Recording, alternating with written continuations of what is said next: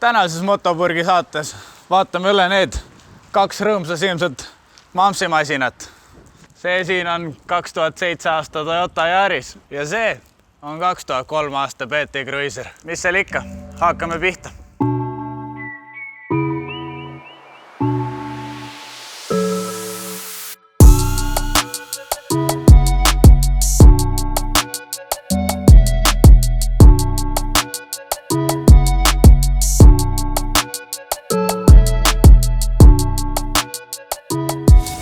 Toyota Yarisega siis kindel asi, mida mina ütleksin, millega peaks arvestama, on rehvimüra.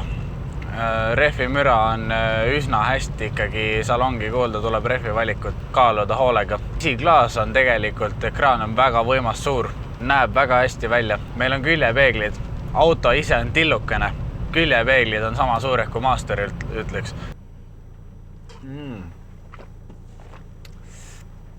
Kohvitopsihoidid on sellel autol lihtsalt nagu jalaga segada, ma ütleks. Iga ukse sees on topsihoidja. Siin ees, teisel pool nurgas samamoodi. Seal on samamoodi need ventilatsiooniavad. Ja kui sa paned nüüd sooja puhuma, siis sa saad oma kohvi soojas hoida sellega. Suvel sa saad oma pudeli siia panna ja külma panna puhuma, saad oma joogi külmas hoida, sest külma puhub peale neile. Lisaks on siin alla on üks kohvitopsihoidja, see on väga ebamugavas kohas, sinna ma kindlasti ei paneks ühtegi kohvitopsi, sest et kui sa käike vahetad ja möllad, siis kui sa 3. või 5. käigu sööd, siis oma kohvitopsiselt enam kätte ei saa. Siis on siin keskel käsipiduri taga on üks kohvitopsi hoida. Ja rääkides siin sellest keskkonsoolist nii-öelda või siuksest, siis see puudub. Käetuge siin ei ole näiteks.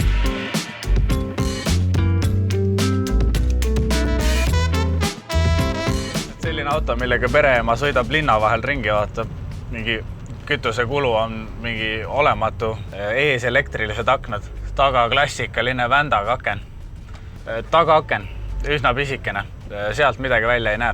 Tagaistujatel on jalaruumi meeletult tegelikult. Lisaks saab tagaistmeid reguleerida, saab ettepoole tuua, tahapoole viia, saab seljatuge reguleerida tagaistmetel. Tagaistmetel, see on mingi S-klassi teema, saate aru või? Laekaid. Autol on väga palju laekaid, kus hoida mingisuguseid vidinaid. Selles suhtes, kui te nüüd nagu natuke kaamera pealt võib-olla näete ka seda hetkel, kui me vaatame nagu otse rooli poole, siis tavaliselt meeldub, et me näeme rooli taga spidoblokki, nagu, kus me näeme oma kiirusi ja hästi särke-värke. No siin on nagu konkreetselt lihtsalt laegas, meeletu. Ja kus on spidoblokk? Spidoblokk on täpselt siin keskel. Tegelikult üsna ilus silmale vaadata kõike, ta siin keskel ilusasti jookseb. Autol konditsioneer, manuaalne kliimaseade, pead ise timmima siin selle sinise-punase vahel. Mac mängib normaalselt muusikat. Kahjuks Bluetoothi või AUX ei ole oma mussi kuulata ei saa ja kõnesi teha ei saa. Aga jällegi, mis sa tahad saada? Ega kõike ka ei saa nagu selles suhtes nii odavalt autolt.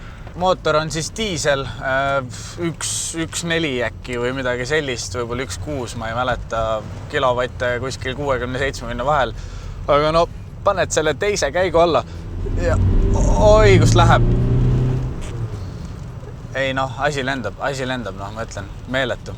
Kui nagu osadel autodel on üritatud varjata seda, kasutatakse kõva plastikut, siis nagu Toyota on konkreetne, neil on täiesti ükskõik, see on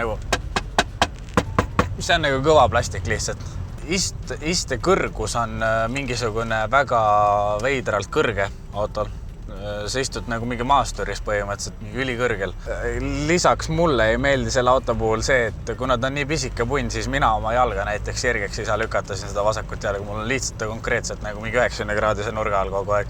Aga istmed ise on muidu täitsa tavalised mingisugused nartsistmed. Teevad oma töö hästi ära, hoiavad kinni sind. Kurvilistel teedel, kui tahad nüüd natukene racing olla selle autoga, siis no see nagu saab, aga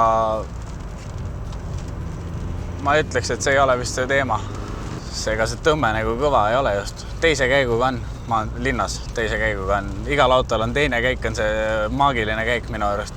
Sa mõtled, et siuke pisikene punn ei ole väga paljuks võimeline, aga sa eksid sellepärast, et selle konkreetsel autol on taga kärukonks ka.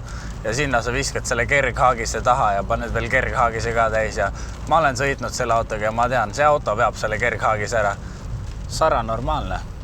Talvel on kuradi lihtne, mingi normaalne siuke lumi maas on, siis tegelikult see käsipidur võtab üsna hästi ja auto on nii kerge, et läheb põiki külgu vaja nagu.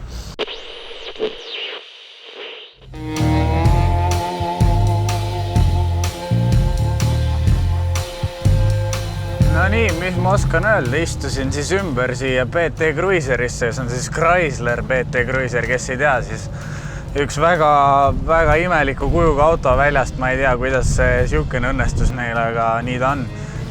Esimene asi, rehvi müra on massiivne, tunne on nagu sõidaks mingit tangiga ringi, aga mis sa ära teed?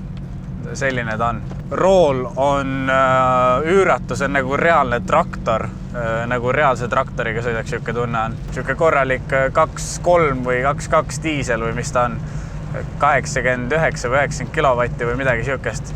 Et üsna siuke tutske pilna, aga tõmmet väga tunda ei ole, et ilmselt need kilovatid on aastatega ära kadunud. Noh, vähemalt on käetugi, istme küljes kohe, mõlemal enda oma saab üles tõsta ka ära. Istmed on siuke nahk, natukene mingit seemisnahka vist ka siin ees, et justkui siuke luksuslik. Siin autos on üritatud seda kõva plastikut varjata pehme plastikuga, ikkagi plastik. AUX-makki või Bluetooth-makki siin ei ole, siin oma muusikat väga kuulata ei saa, et kui just seda makki välja ei vaheta, et Yarisel seda makki välja vahetada isegi ei saa, see on ehitatud nii keskkonsooli sisse ja kinni. Aga siin nagu saab vahetada selle ploki ära, et siis saad siia ise mingi tuusa plokki panna, siis on normaalne. Istmeasend ka umbes sarnane nagu Yarises, istud kõrgel, siuke jalga sirgeks päris ei saa lükata. Siin on istmesoojendused, vähemalt midagi on. Aha, mingid asjad lendavad. Vaatame selle tõmbe ka üle siin maantee peal, kuidas on.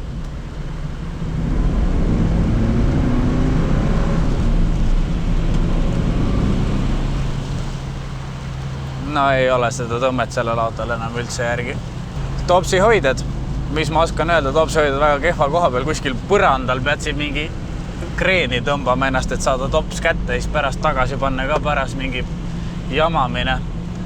Üks lahe asi vähemalt, mis sellel autol on see käigukangi nupp, et see on siuke golfipalli käigukangi nupp, siuke ilus, siuke veits vana Mustangi tunne on, et noh, vähemalt midagi toodi Ameerikast nagu normaalselt kaasa sellega. Sellel konkreetsel autol siis spidomeeter näiteks ei tööta kiirusest, mul pole ka aimugi, kui kiiresti ma sõidan. Umbes tunnetad ära, et noh, nüüd sõidad 90-ga, nüüd sõidad 70-ga, et niisugune tunnetuse värk. Istme kõrgust saab regullida, mis on huvitav, et see on elektriline või ma ei tea, hüdrauliline, elektriline, midagi siukest, midagi siin toimub, kui ma mingit nuppu vajutan, nagu te näete, sõidan minema.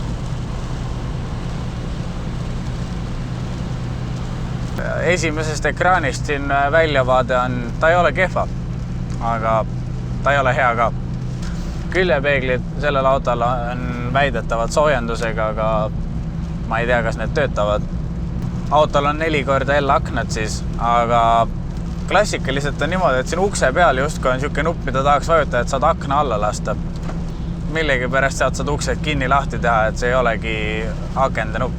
See on paraku siin tõstetud siia keskele. Ma ei tea, kas see on mingi lennuki imitatsioon või midagi, et siin keskel oleks mingid nupud.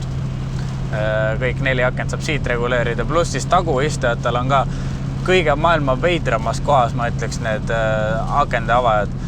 Need ei ole uste peal, need ei ole kuskil siukses loomulikus kohas. Need on põhimõtteliselt põrandal ja kui sa jalaga seal natukene sudid, siis sa lihtsalt jalaga kogemata teeb mingi aeg aknad lahti nagu. Vedrustuse poole pealt, ma ei tea, siuke vinks-vonks enam vähem nagu. Ja siin on mingi ameeriklaste teema on ka sees, mingi näitab seda ilmakaare suunda või mis iganes see, Northwest 4 kraadi, ma ei tea, kas see 4 kraadi on õues sooja või see on mingi pikkus laiuskraadi, et praegu nüüd näitab mulle Southeast, et nagu ma ei tea, mis ma selle teadmisega peale peaks hakkama, lähen võib-olla metsa orienteeruma või midagi. Ei mis ma oskan öelda, selle autoga võib-olla linnas saaks hakkama nagu. Mingi mampsile linnas sõitmiseks, sellest suhtes tal ilmselt vahet väga ei ole nagu. Ta ei saa aru võib-olla, kui ta ei ole sõitnud mingisuguse normaalse masinaga varasemalt. Et siin on mingi kõva rehvi müra ja mingi undamine ja tuul ja mingi kõik jutud on mingi kehva ja värki. Aga samas ajab asja ära nagu, sellest punktist A punkti B nagu siiamaani viib.